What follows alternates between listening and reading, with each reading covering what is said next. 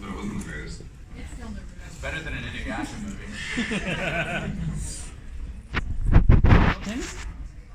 No Tim's coffee? No, I have free coffee. No, this is from the green room. This is the They hooked us up. I got tea. yeah. Nick hates coffee. I don't necessarily hate coffee. I'm just like, His family was attacked by the coffee cone. that's true. I don't know why you tell them that though. I Yes. think they're still hunting us. We need the sad Naruto music up here in a second. Oh, now we're switching to Metal Gear. Can coffee bloom on the battlefield? Well, I mean, if you look at the areas where the best coffee grows, yeah. Oh no. Now we're talking about Resident Evil 5. All right, looks like we still got a few people petering in here, but hello everybody, and welcome to Team 4 Star's last panel of AiKon! It's so early yet so late. Agreed. Yeah, I won't lie to you. I don't know if there was enough sleep I could have gotten last night to make me be able to get up an hour before a panel and just be ready to go. You too? It's been like half an hour in bed, just being like, why? Then 5 minutes packing, then 5 minutes being like, oh shit, did I get everything? Yeah, that's an important part of every pack. Did you get all your charge cords? Yes. Okay, good. That's the common mistake everyone makes when packing up. I did not pack my phone charger on the way here, so I had to buy one of those $20 USB-C cords from the airport. Oh, correct. Yeah. It's actually 40% of Apple's business. Yeah, you know what? I can't imagine how many of those stores at the airport are just so happy that 90% of us are idiots who don't know how to pack. It's how they survive. How would those stores live otherwise? Yeah. Nobody's going there for their tech. Oh boy, I'm gonna buy a GoPro at the airport. I want some Bose headphones. At this airport. Wait, What's an Amazon? Welcome to our panel, though. Thank you for waking up this early or being kicked out of your hotel room this early. I have nowhere else to go. We always have a home for you. Where everybody remembers you. I think this is technically a Q&A for Dragon Ball Z Abridged, so if you'd like to ask us any Dragon Ball Z Abridged questions, we will answer you to the best of our very tired ability. I will say at this point in time, there is less of a filter on us than usual. Yes, that includes last night. It's Sunday. I do have to ask, who was at the 18 plus? Nice. Return customers, I like it. Did you guys like it? Yeah. Yeah, I mean, the fact that they came back is impressive. No, they're here to hunt us. The coffee plan returns. Roll with Tim Hortons. So, seeing as we don't need a mic here, considering I'm basically able to communicate with you rather easily without one, Yeah. how about we all just raise our hand and we'll pick from the audience? If anybody's got questions, like that one right there, potentially. Given your recent production, or at least completing of the Hell's Dub, how is it to work on the Hell's Dub as opposed to one of the DBZ episodes? More restrictive. Yeah. So one of the cool things about adaptational work is that it doesn't just challenge you in terms of like, it's not a matter of, oh hey, in this line he says, where are we going? It's like 8 syllables. Where are we going has to now be 8 syllables long and still sound natural. Also, we can't make dick jokes. Yeah, also that. You don't know. Well, sometimes, depending on if there's a dick joke in the original, which it's anime. There very well might be. Yeah. And nearly all girls cast. Yeah. A lot of people, when they look at subtitles and then they look at the dubs of their anime, they ask, well, why didn't they just translate it word for word? And that's impossible. Yeah. Which is something that I think, by and large, we as a fandom have understood over time. But there's still people that, look at it and think, man, that's so different, why did they change it? And 90% of changes that happen nowadays are just to make the scene flow better and fit better in English. And that was one of the biggest hurdles during the adaptational work that I did. They literally gave me the subtitle track and then said, all right, go at it, have fun. And I looked up the manga for this thing. There was a manga for it. I looked up translators' notes. I looked up everything. I corrected things in the subtitles and sent it back to Discotech going, Slapped him in the face with his dick, saying like, "You know who I am." I might have written the email. oh, it was actually kind of funny because yeah, there's this one scene where they keep calling the characters gutter rats, and I was like, they're being really specific with that term. Then I find out it's the name of their team during the movie, and I'm like, guys, There's a volleyball tournament randomly in the middle. yeah. I'm like, Nice. guys, Referee. yeah, they're called the Gutter Rats. That's their team name. You need to change the subtitles. It's just a bizarre movie. Yeah, it is a very bizarre movie. I recommend exactly one viewing. It's long. It's very long, and its third act is the second half of the film. But yeah, it was a really fun movie to work on because it challenged me at every step. It is a fast-talking movie. There's tons of dialogue. Every character is this otherworldly creature, and Lots of monster boobs. Oh yeah, so much monster boobs. So trying to Monster boobs! I'll give that to Citizen Kane. So yeah, no, I actually really had fun with that one. Just trying to make characters sound natural and also slip in just a little bit of humor because the movie was so wacky and off the wall. It was basically begging not to be made fun of. But yet, when a character says, one of the lines is, you never abandon your friends, no matter how bad it gets. And I was like, all right, I'm gonna change that line to, hell has no place for fair weather friends, but damn, that's some bad weather. And I was like, Sounds how less about that? cliche, I agree. Yeah, I wanted to make sure that it didn't come off as dry to the English ear. We're a language that plays so much with we're I was gonna say we're a country, but now I'm in Canada, so I don't know if I can say that. We're a continent that loves to play with its own languages. What about Europe, asshole? Fuck Europe. All right, so Hells was different, and Yeah. he was literally the only one that had any actual technical work. Sorry. I, I love talking about that shit. Most of us just did voices. I played a wall. I played a panda. I played a teacher. Yes. First off, I actually watched it. I really loved it. What was that? I watched Hells on their showing. I loved it. Oh, thank you. Second, for all four of you guys, what was the best out of all the episodes? What was your favorite ones you to work on? Favorite episode to work on? That's Episode 60. yeah. I can't disagree. Maybe not my favorite to work on. I had like the fewest lines in that. That was a lot of fun to write, though. I think my favorite thing to work on might have been Super Android 13. The writing process for that one, like everything in that production just went so smooth, and it was just fun throughout. I just have fond memories of it. Our least favorite is BoJack.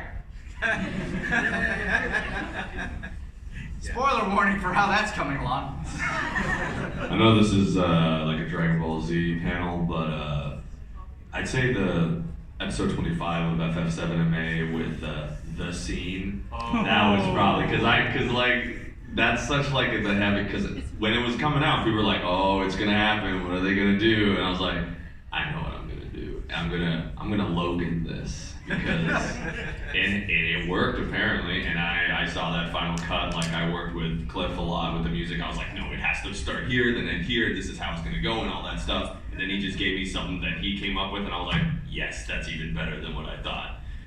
But just being able to do that, and I think that speaks a lot too with when you're working with someone and you have like a very base idea of how you want something to come out, but then they have like another idea based on what it is that you explain to them, and they give you something like that's balanced with their idea and your idea, and it like melds together. I think it's like a really cool, beautiful collaboration where you don't realize, oh, this is way better than I thought, and thank you for adding that little bit of extra pepper, you know? For me, definitely the Hellsing finale. It was bittersweet. You sound like you're on an 8 a.m. podcast. Welcome everyone to Audible.com presents Smacking of my lips. Go the F to Sleep. Go the F to sleep. But no, it was a Hellsing finale. It was the culmination of a fun idea that started with a YouTube comment that bugged me. It all started with a YouTube comment that bugged me. It was, I forget when it was so long ago. No, that didn't bug me at all, that made me happy. The comment was, you can make fun of, you can abridge any series but Hellsing. Someone said that, and I went like, Watch me. and I read the comment, I'm like, Hold my beer. no, that's not true. You probably make jokes like that. I'll rewatch it. And then, boom, I convinced Scott to do a one-off. Secretly, I wanted to do the whole series, and It worked. lo and behold, there you go, bitches love cannons. I will say, one of my favorite things to ever record was the Major in the final 2 episodes of Hellsing Ultimate. Like that, you guys gave me a lot of meaty lines with that one for a character that already loved delivering monologues. And I love doing monologues. I was so happy because they helped me refine all of the lines for the Major. But you and Ben were basically like, all right, Scott, you love monologues, just go at it. I'm like, hell yes. You made me cut one of my lines that I really loved. Oh. But here's the thing, I understood why. I remember it. You want to do the line here? There's a line cut from the Major's death monologue. Would you like to hear it? Yes. I remember for the most part. It was like that. Yeah. The people who create beautiful things. Leonardo da Vinci. What was another one? Thomas Edison. Elon Musk. And then there are people who destroy. Joseph Stalin. Adolf Hitler. Elon Musk. And Tabor goes, fair.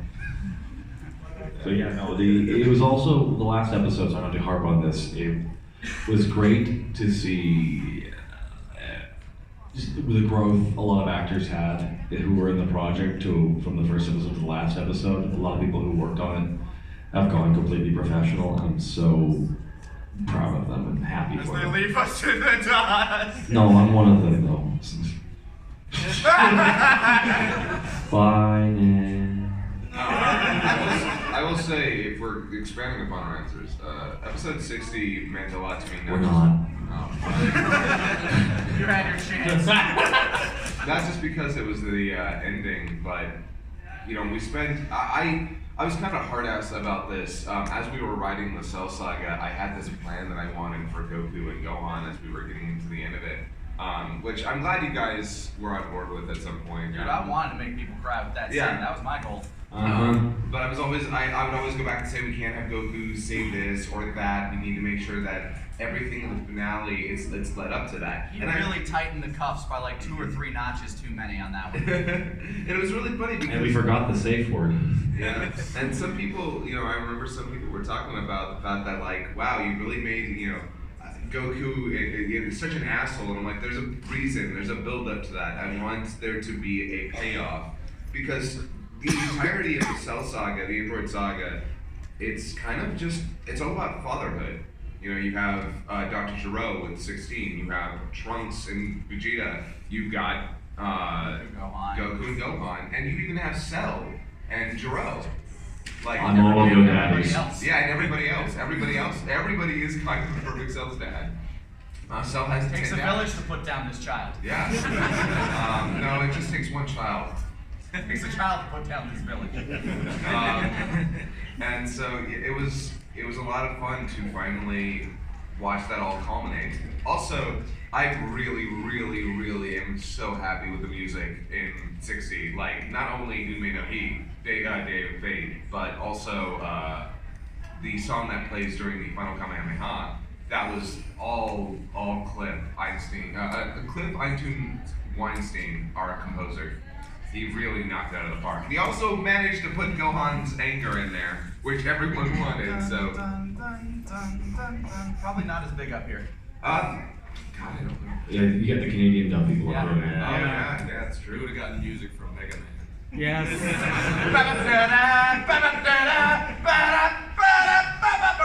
Perfect sound. Next question. What's up, dude? This is for Taka. Yeah. How did you find out that Attack on Titan Bridge was canceled, and who do you blame? Same way as any of us. No. You don't get to you don't get to tell the story, Scott. No, not you, Nick. I'm talking to Scott. I was on the treadmill at the gym, and Scott said, "It's over." Winky face. No, he didn't actually. He gave me a call. And it sounded like Scott had a gun to his head, and I can't confirm nor deny he had a gun against his head. I really need you to be okay with the series ending right now. I don't know about that. Please be okay! Just stand there. Say it. Say the words. Say the words. No, I found out the gym and went, jeez. Okay. What about that other project that's canceled too? Dang it! You're not doing that one. It's not happening. Yeah, that's how that's all she wrote. That's all she wrote. Alright, next. Do any of you have a dream series that you'd like to rip upon? Fully Cooley. Star Wars: The Clone Wars. Yeah! Give it to me, Disney! Oh, They will. Wordy. It's a series, not just anime, so like there's You already open. did Helsing too, so. Yeah, I did Helsing. I mean, man, it would be fun. There'd be so many historical references that people wouldn't even get. But man, Drifters would have been fun. Yeah, I forgot that happened. I've heard it's good. Yeah, it's the same guy who made Helsing, but instead he had a plan going into this one. We all watched Helsing. He did not have a plan. He's like, oh, right, my character the Nazis are here. my main character can't die. He's trapped on a boat. Just leave him there for a minute. Wait, what? Miura, stop copying. No, he copied Berserk, but not too much. Yeah, he didn't go full into the porn games after it. They're called Idolmaster games, Nick. You should know the difference. Is that actually? I You're the motherfucker that streams that shit. Oh my god, yeah, it's true. And do you have a dream project? It's really hard for me to think. Final Fantasy VIII.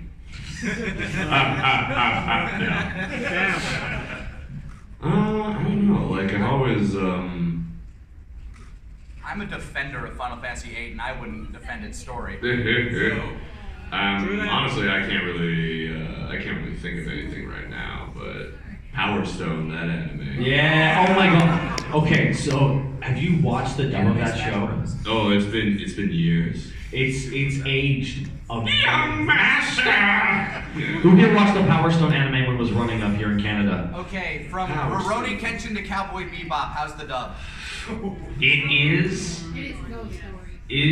It's not Ghost Stories. No. Ghost Story's not entirely different. Ghost Story is pre-abridging. Yeah, also, trust me, if you think Rurouni Kenshin is the worst of at that time, It's my scale. It is. Rurouni Kenshin is an unfortunate anime.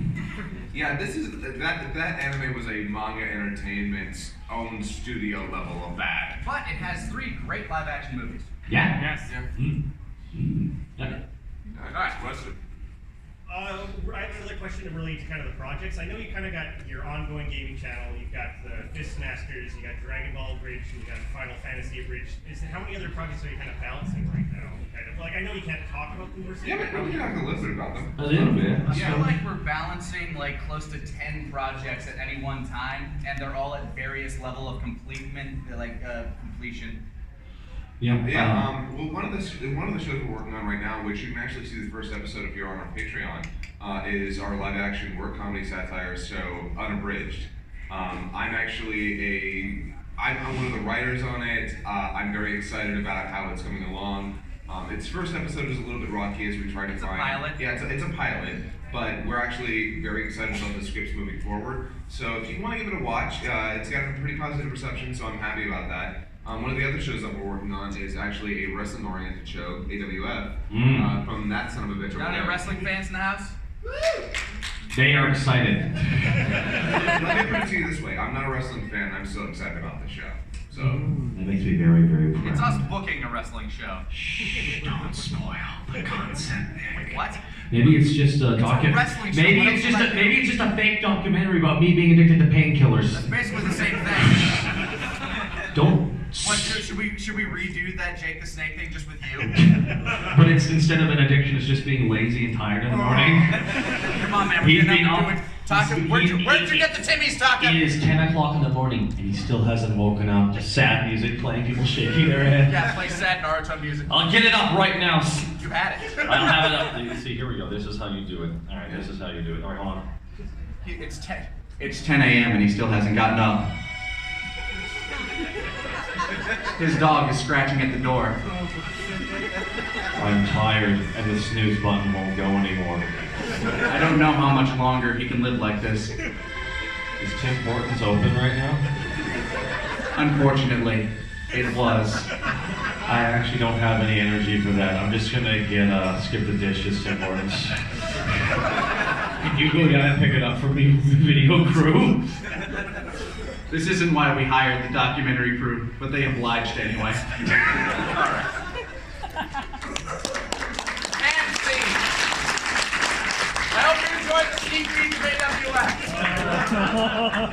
AWS.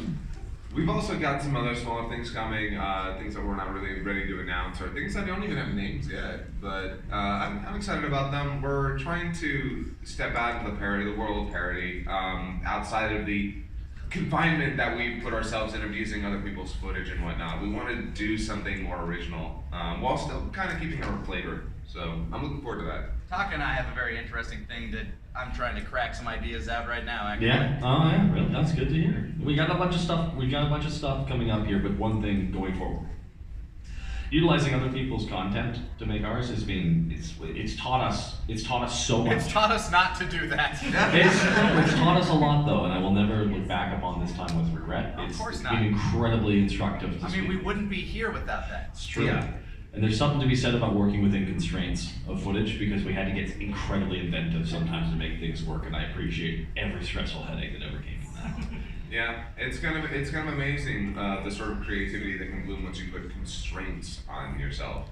The creativity that can bloom on the battlefield. Yeah. But thank you so much for asking. Next question. I'm back there. Fine gentleman right there. What is, if there is any origin story to your screen names? So I'd like to go first because I get my question a lot. Mine is really dumb. When I was a kid. Your name or like the story? Yes, actually. Scott. Back when I was a kid, there was this one anime movie called Voltage Fighter Go Kaiser, and I thought that Kaiser was such a cool word, and I looked it up and I found out it was German for emperor, and I was like, well then, I'm German. My last name is Fredericks. I'm definitely going to use that moving forward. So I had the name Kaiser 0120 for a while, 0120 being my birthday. Then I got Ragnarok online, and I was trying to come up with a name for that, and I thought, well, I don't want word numbers. So I'm also a dirty, terrible degenerate, aka furry, and I was like, well, I'm a tiger, so I would like a cat name in there, and then I thought, oh, Neko, Kaiser Neko, it works, it'll do. It has a roll to it. Yeah. Rolls off the tongue. And that was back when I was 16, and I kept that name for a long time, and I really, really, really wish at some point I had decided maybe I should go with something that I would like to sign on things, but no, that never occurred to me, and now I'm stuck with it forever. So my username is the first two letters of my last name, the first two letters of my first name, the first two letters of my mother's maiden name, and the first three letters of the city I was born. Now before you begin to think that I'm some sort of weird, genius of some sort, no, I got this shit off the back of a Kix cereal box, and it was, what is your Jedi name?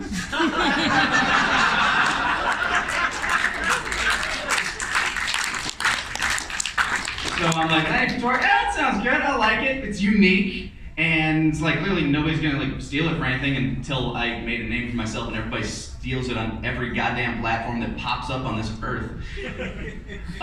So I just started using that. The first thing I used it for was my Yahoo email address, and then the second thing was Final Fantasy 11, and I just kept going. My name started up when I was just starting on YouTube stuff, because before then I was doing radio plays on CDs and putting them yeah, putting them on CDs and having people listen to them in school. And then eventually YouTube became a thing, and I saw this video called "I'm the Juggernaut Bitch," and I was like, wait a second, they're doing like the exact same thing I'm doing, except with like video. I should do that on YouTube. And I was like, but I need a name. And my buddy was like, well, what if you take like your first and last name combined, and then you could just be Antfish? And I was like, that's dumb. Let's do it. That sounds so great. Yeah. And you didn't even need numbers. No. It was fantastic. And now I'm noticing a lot of other people. Well, no, there's only a few Anthony Fishers in this world, and they thought Antfish. But no. Speaking That's of my numbers, name. My favorite number's the number 101. Just is. It's my favorite number. it's a Now, lucky number. now that's the part I'm proud about. Now the other half of the name. Takahata, and I do not say where I got it from with pride. Who remembers a little known manga called Maho Sensei Najima? Don't. More people than like wrestling. Y'all know what you were reading. Absolutely.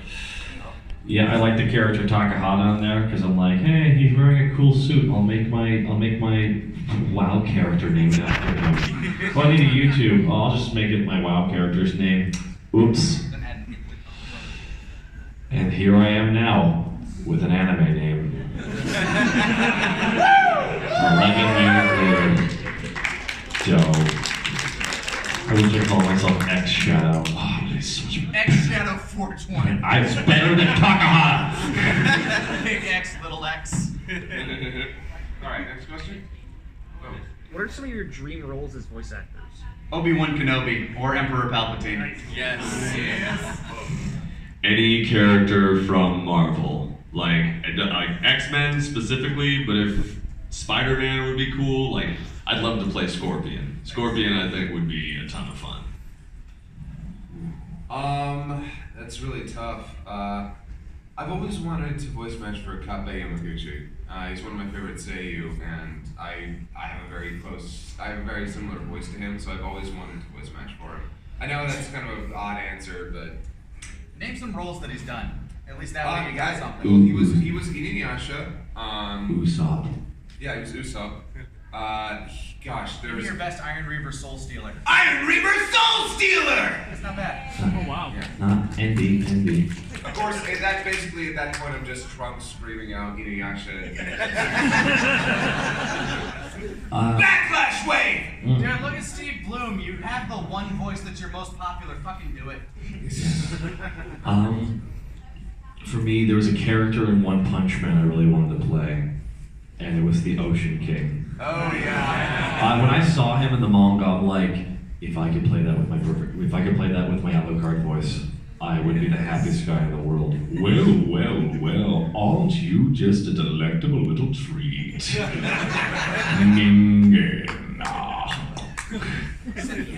He said it. Thank you so much for asking. Any other questions? I know it's early in the morning, class. I understand. Everybody's in here for like a half nap. I understand. It's you get graded by class participation. Okay. What's up, dude? Guys, we're wrestlers. If we were wrestlers. If we were wrestlers. Wrestler name? Okay. Finisher move. Okay. Wrestling name and finisher move. My wrestling name would be Trashman Jones. Yes. And the finishing move is called Garbage Day. Yeah. This is a spinning sit-out power bomb pin combination. Wow. My wrestler. Yes. My wrestler name is the same as my porn name, Rex Redwood. And if you can't imagine what my finishing move is, then just go wild.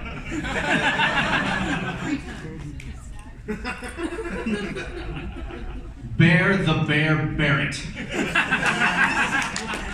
With let's see, I think the finisher was gonna be like a combo move, like you start smacking the shit out and get him on the ground. It's called the mauling. Just keep going until they stop moving. Signature move would be a bear hug. Okay, the Flying Hawaiian. And I'd just Jimmy Snuka it. And see, I'm what you would call in the casting department as marketable. So I could play any foreign heel that would have to happen. We all know Hawaii is the most terrifying of foreign places. Yeah, you drop that in developmental for a bit, then bring it back in its urban. Exactly. After that's all done, hey, he's from Argentina. After that, oh, he's a soccer player from Brazil. He's Venezuelan, get him! My finishing move, I don't know, the chupacabra. I don't know. The chupacabra clutch. There you go. I was gonna say, if you're keeping the Hawaiian gimmick, call your finishing move a giant punch, the Hawaiian punch. The Hawaiian boom. I like it. Yeah. It's got all the flavors. Alrighty, do we have another? Oh my God, is it over already? That's well. Wait, well, I see something like fingers going up. You really got to commit to it. You really got to commit there to we your go. question. Here we go. This one's actually just for Taka. Okay. All right. No. Get out of here, Anthony.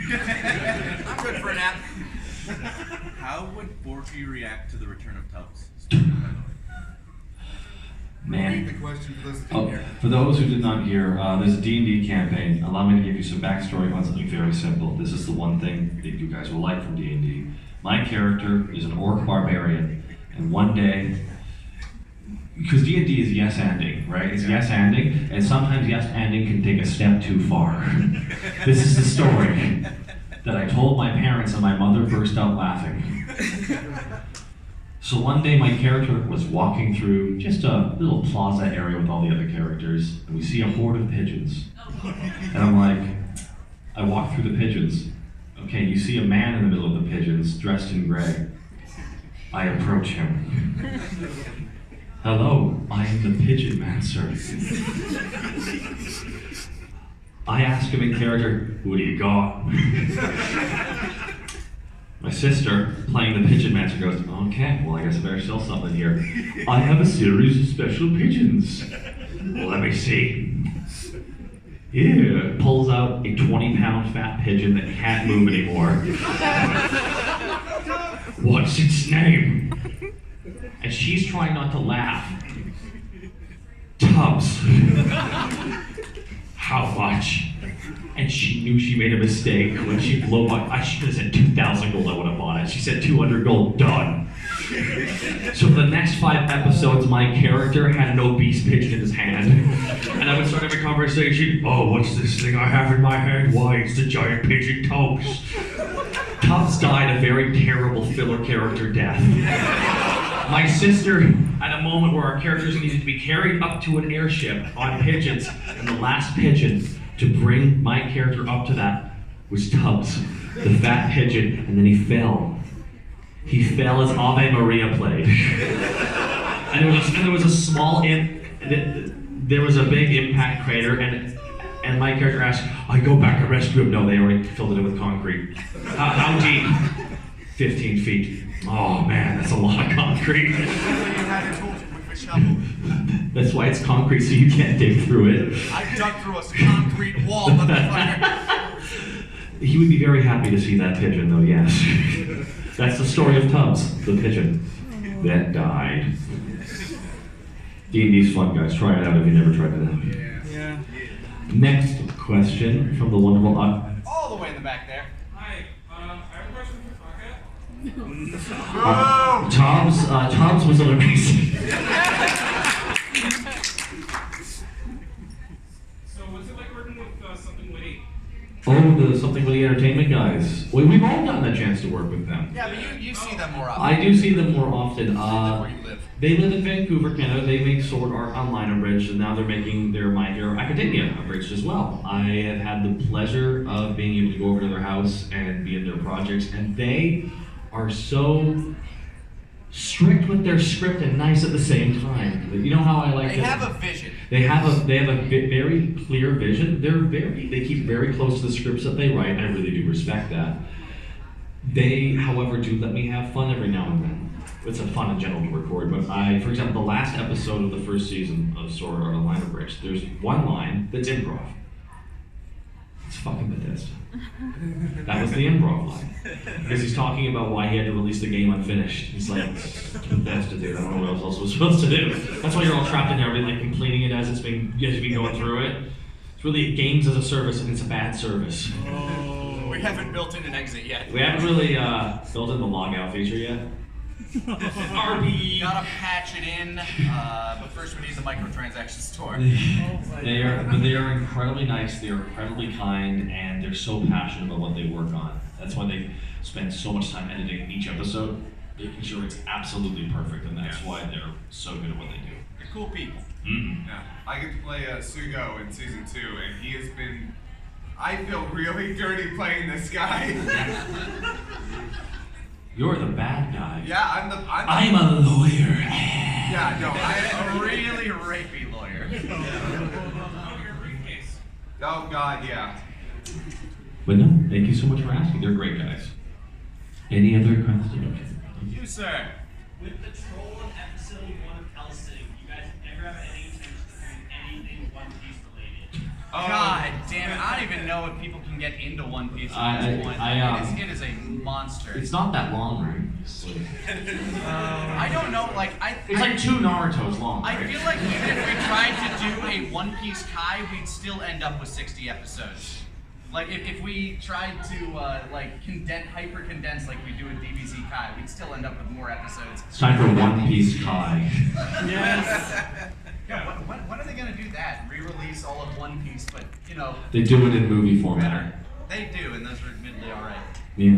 Anything to do with One Piece? It's so long. It's too long. I don't even know, here's the thing, I would love to do parodies of One Piece, but one, I don't even know how many jokes we could possibly make that haven't been made already by a million other people. And two, how do you, there's so much to cover. Where do you start? Where do you end? Where do you, yeah. And three, how do you do anything when Purple Eyes has already done it the best it's ever going to be done? Yes! All the way back there! Is that SpongeBob? SpongeBob! What's the weirdest or most difficult, unexpected problem you have when making content? The most unexpected problem or most difficult? Those are two different categories. I like the options. Let's see. Honestly, one of the most difficult sometimes is the scripting process. Oh, it's like sometimes you hit a wall and it's like, how many drafts of How many drafts of Broly did we go through? See, it picks me up from here. It's nice. I don't need to lean into it. I hear you. Yeah, I mean, and BoJack has actually been a nightmare. It is one of those movies where after 60, what do you do? It's like it's like we've finished this giant paragraph, and now we've got a sentence afterward, and somehow that sentence has to be a perfect. There's just no way that BoJack can be a follow-up to anything. Like not even a bowel movement. I'd say one of the biggest unexpected challenges from a lot of this is how much you second guess yourself when it comes to writing or acting. Because there's a part of you that always believes you can do a little bit better, so you never know if you should settle for what you've written for. And that's kind of the trap you can find yourself in. So like the biggest piece of advice that I feel like I can give is remember how funny it was the first time you wrote it, because that's what the audience is going to get. Because comedy's on a diminishing returns. Really good comedies, a much lower diminishing level of that. But sometimes, you tell the joke 10 times, you just don't find it that funny anymore. So you gotta remember how funny it is, and that's the trick. That's the unexpected one. Except for the most complicated thing, when there's no footage for my amazing joke. That's gotten less problematic recently as we've, gotten to work with people who can animate and just change the footage the way we need to. Our process has refined significantly, all thanks to this guy here and his efforts to keep pushing towards more innovation in this particular field. Yeah, it's really fortunate that we've gotten other people we have. There's a joke in Kai 3.5 that I'm really, really proud of, and it's when it's the slaps. It's after it all becomes perfect and he just slaps everybody. You ain't my girlfriend! Yeah, I was like when we wrote that joke, I'm like, I will find a way to do it. I don't care what we have to do. Luckily, I called up our friend Trotsworth. He got them all done in a weekend. For those that don't know who this man is, look him up on Twitter. His work is fantastic. Yeah, he's ridiculous. It's nuts. Yeah, those are like, I mean, obviously then there's the complications of your video's not allowed here. It should be though. No! Oh, but can it? Okay! YouTube! 5 minutes later, Change my mind! Change my mind! Here's a copyright strike! Shit, now I have to wait a month. Oh god. Every damn time. It's only a matter of time. I'd say in terms of, so it's just like in terms of like most complicated things, well, I mean, I can't speak for Dragon Ball Z Bridge, but for Final Fantasy VII, it is very restricted because certain characters are standing in a certain way and then there might be something in the background that's moving, so like when you see the footage, you have to always keep that in mind, and sometimes if like a certain thing is happening, you're able to like press X and the dialogue box will continue, but if you don't press it, like the scene will just continue on, so that way you have like a looping footage, but sometimes that doesn't happen, so you have to like work with the character like it's here, and then it's here, and then it's here, and then it's here, and then it's there, and you have to like find out ways of making it work, and sometimes if you want to like, sometimes you have to like do a cutaway or like a cutaway segment to do another joke, and then you cut back and that character is now over here, so you just like skipped a bunch of stuff. And I don't think it's ever appreciated enough the effort that Moscow goes in to make sure that no text bubbles show up in those scenes. Yeah, it's pretty crazy. But in terms of like scripting too, a lot of times there will be like difficulties. I could say the best thing to do with that is walk away from the script. Just have it still fresh in your mind, and then just walk away, go for a walk, do whatever, and then as it's like kind of in the back of your mind, something will just click, and it'll be like, that's it, that's how you do it, and then you just write it down, so you don't remember, so you don't forget. I saw a hand go up over and there we go. Hi. So you know that you've been doing this for a decade now. What's been like your individual or collective moments of? Hey guys, over on the other side of this room, can you please be quiet? Sorry. Sorry, what were you saying? So given that you've been doing this for about a decade now, what has been your moments of either like collective or individual, this is my life now? Either like as a positive spin or, oh god, this is my life now. I think there's a little bit of both every day. But I mean, honestly, like, I don't know when it clicked to me, because we've been going to conventions for about that long as well, and just traveling around meeting all you awesome people and all the awesome people in the various places that we go. I don't know when that became the norm to me, but at some point the fact that that had become the norm to me clicked, and I just had a huge reflection fest on what exactly all this is, and the fact that all of you out there made this weird, crazy, wonderful life possible. I know I would not be where I am if it weren't for each and every one of you. So from the bottom of my heart, first of all, thank you. Absolutely. For me, it was about 5 years ago. I was working at my day job still. I worked in an elevator handrail construction company. Oh, I know. That's literally all they made? Yeah, that and barriers in front of escalators. And buttons on elevators too. I was the button guy for a while. You were the interior of a mall transverse. I worked at this place. I worked 4 10s a week. They would let me book individual days off, so I was able to go to conventions. I was still able to do the convention, be able to see my friends, which is the only way to see them at the time, and still be able to keep my day job and pay for my apartment and everything. It got to the point where I had an amazing, I forget what convention it was. It was an amazing convention. It was just a wonderful experience. It was incredibly flattered and honored to go, and humbled by the experience. I got back. Now, one of my co-workers, now where I lived, there was a lot of bullies who worked in that place. I say former bullies because I'm older now, I don't care. So there's a guy who would always try and make fun of the fact that I go to conventions. So he's like, you went to one of your anime cons? This guy, he had that whole look on his face. Peaked in high school type. Oh yeah, he had like 2 kids while I worked there accidentally, so good on him. He was trying to make fun of what I did. He was clearly meant to antagonize me, get a rise out of me, and I just turned like this. I'm like, oh, it was a great time. They flew me out, and I got to meet so many people who were fans of the work I work on every weekend, and just really honored by that kind of thing. And I'm just so grateful that I can do that all the time. What'd you do this weekend? Next weekend, I'm going to Australia. And I actually did mention I got another trip the next month to a much further place. And that was when I realized I'm like, you know, I come here, I'm really, even though I'm just really happy for what it is, and it was really cool, and this has been a wonderful journey, and thank you so much for being part of it.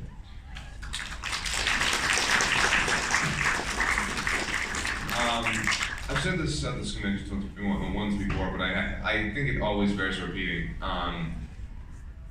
Getting the entirety of the self-slug out in episode 60, to have that enjoyed by as many people as it did, to get all those, you know, positive responses and all those eyes, it was a culmination of 10 years of work, really. Because as I've said, Cell is kind of my ending. It's my own personal end to that long saga, because, you know, after this, let's be honest, the story gets weird. But, you know, for me, I'm just so happy that I have people who care about what I do. That's all that, you know, there's nothing that beats people who want to see the work that you've made. So, you know, I think I really realized where I was and what I was doing around the time, you know, we started getting 1 million views in a day, and I was floored. I couldn't believe that I was that lucky. And that's really sometimes all it comes down to, because there are amazing artists out there, terrific artists, comedians, writers, traditional artists, musicians, who make fantastic stuff and never get recognized. So I'm lucky. And that's all there is to it. So thank you.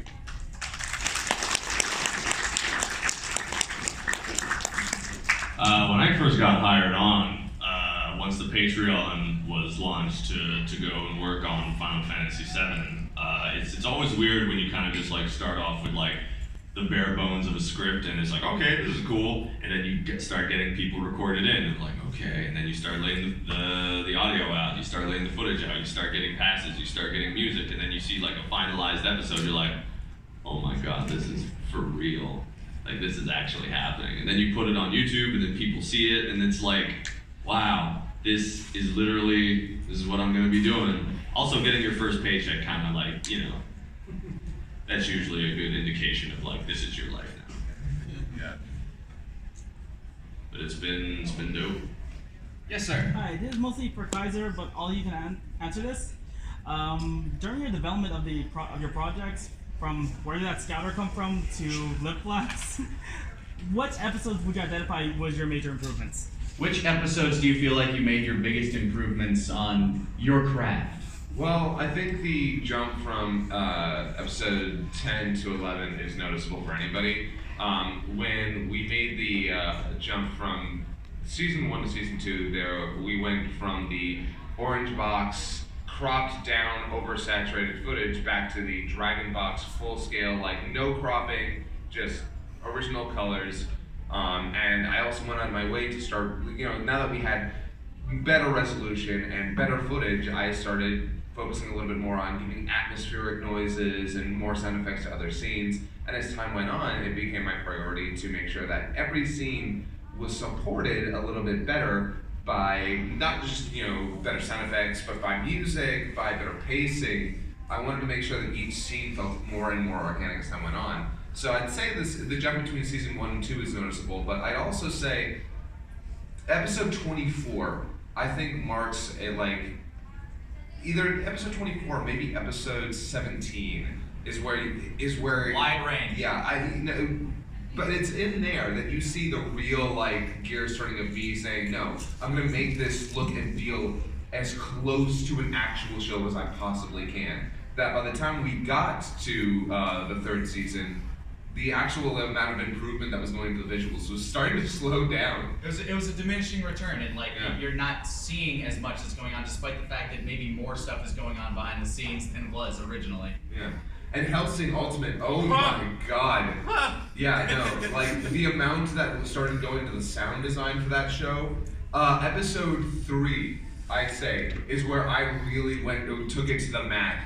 That I wanted everything to sound and look as perfect as possible. A lot of juice in that episode. Yeah. That elevator scene with like the piano music, that was the most Hellsing that show had felt.